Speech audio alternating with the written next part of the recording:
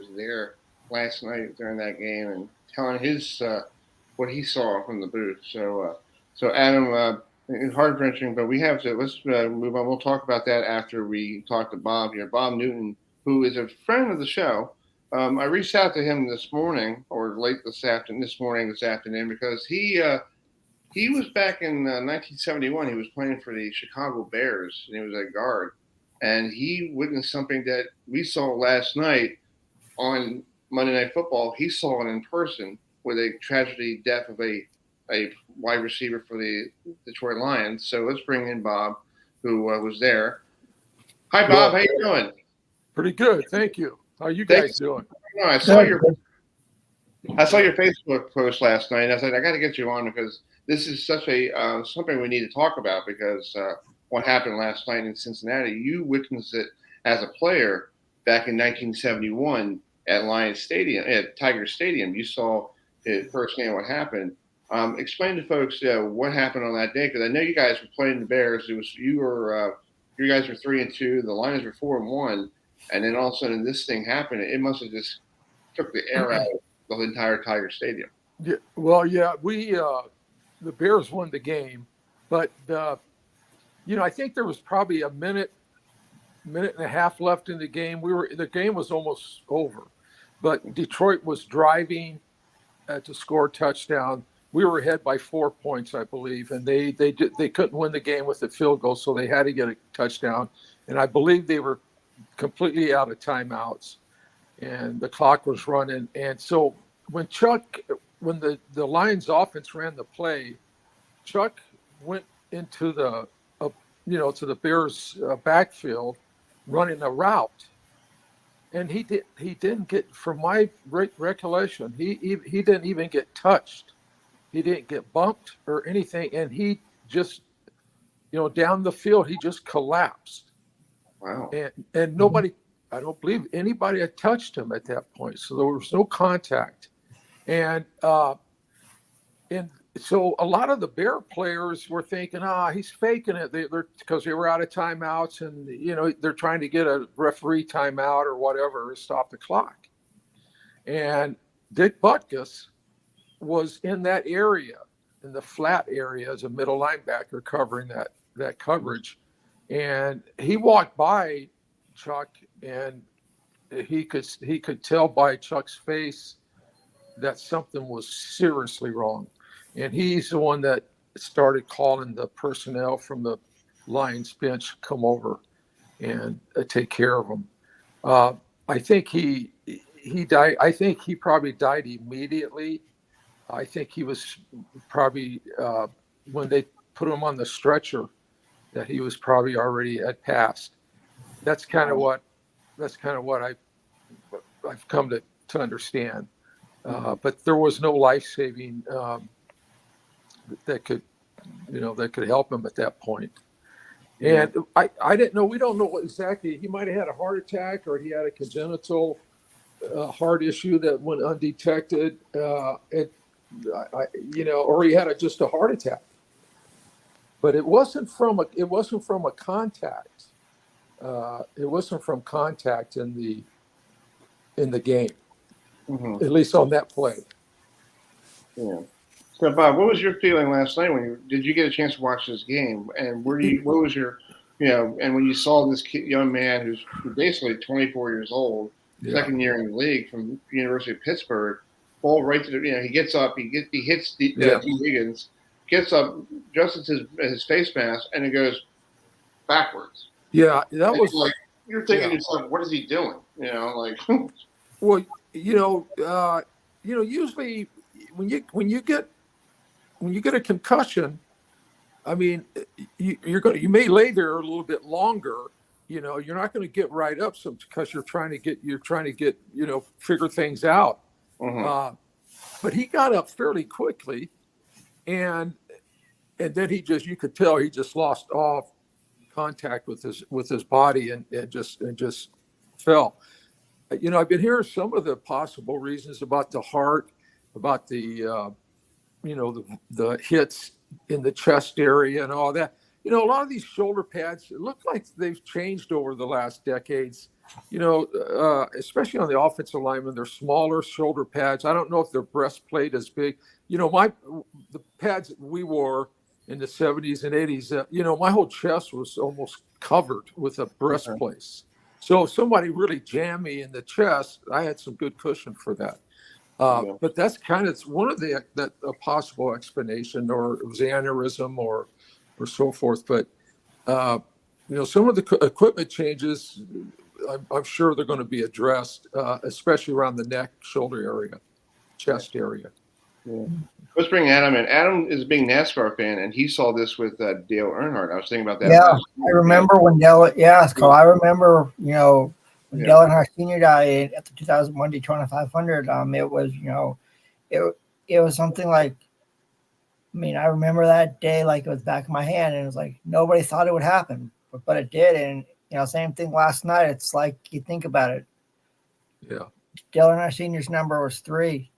DeMar Hamlin's number 3. It's like, but Bob, you played with some incredible Hall of Famers in your time in the NFL.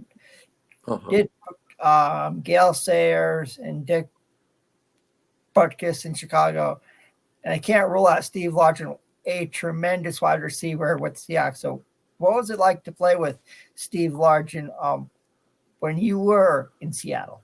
Yeah, well, he was a phenomenal player. He's a good friend. We're still good friends today. And I was thinking about Steve. I can't remember. I think it was in his 12th or 13th year, but he took a vicious hit from Mike Harden in the Denver Broncos game, and it knocked Steve out cold. And that's usually the kind of hits that you see where Steve couldn't get up because he was out. He was totally unconscious. Mhm. And that's what was different from what I saw last night. The young man was able to at least get up, but Steve was knocked out cold. Mike Harden hit him going full. They ran into each other going full speed, and Harden, face masked him right in his face mask, and he was catching a pass. And anyway, it was a very, very vicious hit, and Steve's still being followed up now from that one hit. Well, we're all being. I had to go do a NFL concussion lawsuit assessment last week. We're all being monitored to see if symptoms start surfacing that they want to follow us. Yeah. And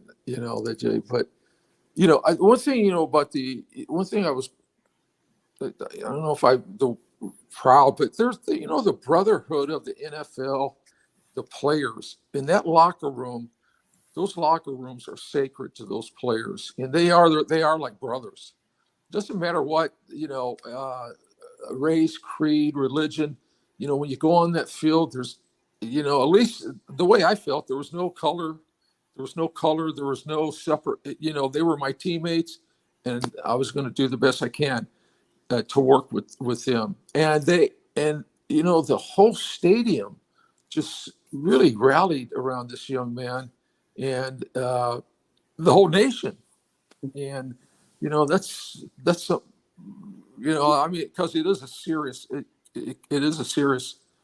situation. And but that was good to see that everybody rallied like that, especially the opponents. The Bengals and the Bills were mingling with one another. But that kind of shows you the brotherhood of the NFL.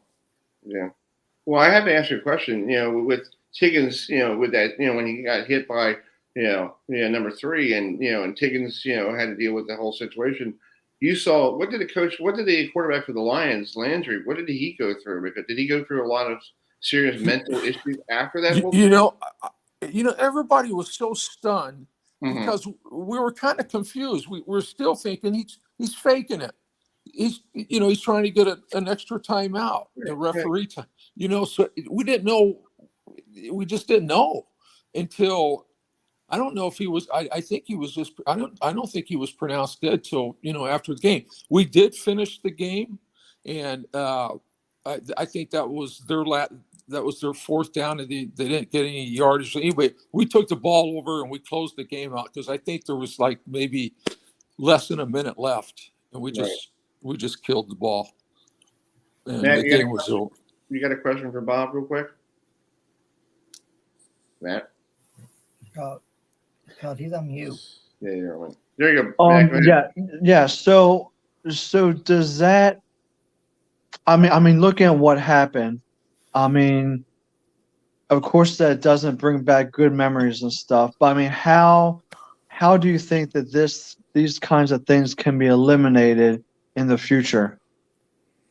You know, that's the $100 million question, man. You know, football's a violent, aggressive game. That's one of the attractions of it. I guarantee you, if they start playing flag football out there, those stadiums are not going to be filled up.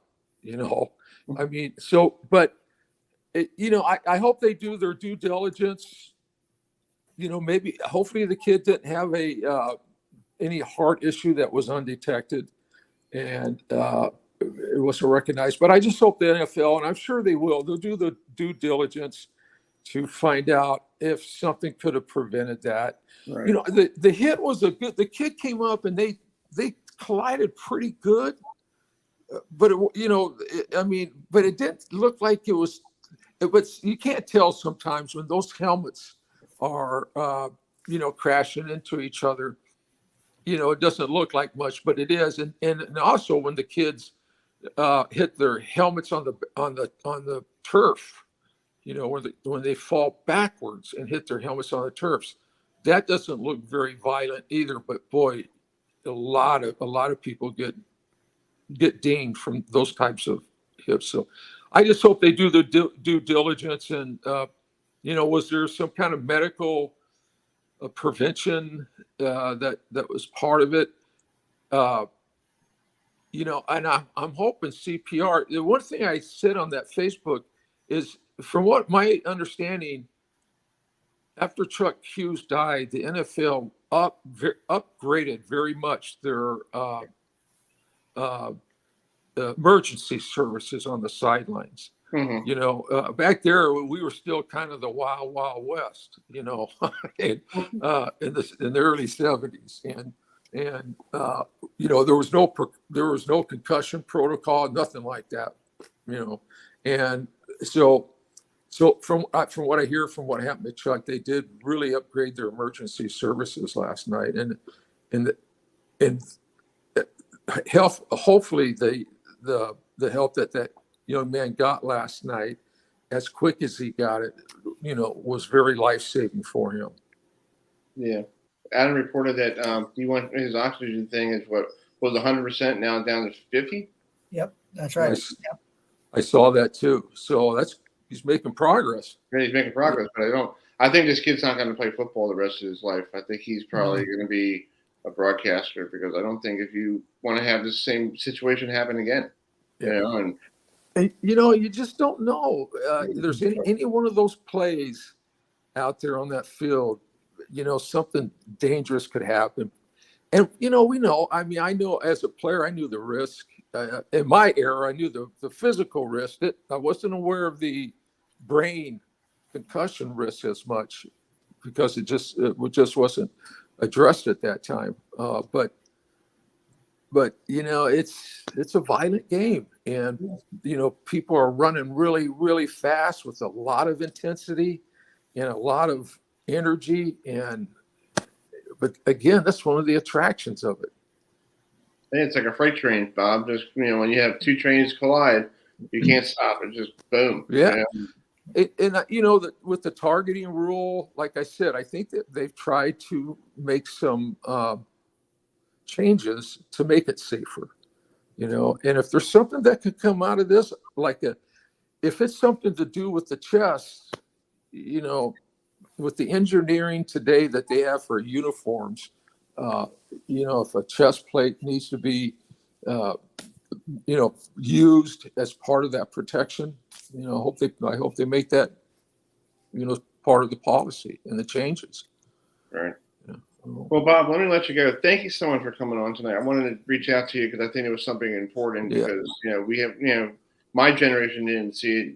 I think my father probably saw it when he was watching football, like my age, Yeah. and I think somebody Sure. needed to know about that because, we didn't know there was a death in the NFL. And I think ever since then, now we have this situation is now another, from this point forward, we'll hopefully see better equipment, better stuff for players. Yes, you bet. We don't see this again on Monday Night Football and Exactly. change the whole country because everybody tuned in last night to watch the game and Sure, it was a great game. It was an awesome game. I mean, it was 7-3 right away, and it was going to be like a shootout. Yeah, two of the Yeah. best teams in the NFL. And so it was It's too great. bad. Yeah. Well, I want to wish you a happy New Year. Thank you so much for coming on, and Thanks, Chris. You bet. we'll keep in touch. Okay. All right. Happy New Year, guys. You too. See you. See you Happy later. New Year. Okay. See you. Bye.